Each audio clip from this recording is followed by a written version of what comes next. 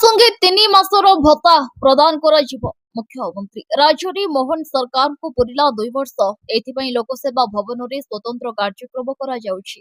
एही अवसर रे मुख्यमंत्री अनेक बड़ घोषणा करिसेंति। भत्ता समस्या तथा भत्ता प्रदान रे विलंब को नहीं मुख्यमंत्री बड़ सूचना दैछंति।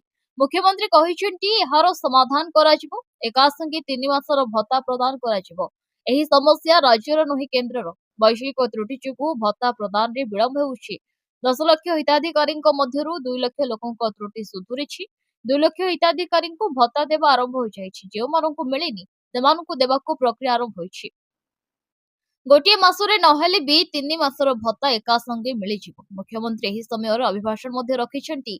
मुख्यमंत्री कहिछंती मोहन सरकार लोकाभिमुखी सरकार भाबे परिचित। 2 वर्ष तळे आजिर दिन रे राज्य रे गढितला नुवा सरकार। एही कार्यक्रम रे अनेक घोषणा करा जायतबा बळे मुख्यमंत्री कहिछंती जनतांक सह मिसिछु। ओडिसा वासींक अग्रगति पई आमे आगो को बढ़िछु। डबल इंजिन सरकार रो डबल प्रभाव पड़ी। 2 वर्ष रे 121 टी योजना कार्यकारी होइछि। एहा समृद्ध ओडिसा गठन रे प्रभाव पकाइछि। ब्यूरो रिपोर्ट विकल्प समाचार। आम चैनल को लाइक शेयर एवं सब्सक्राइब करंतु।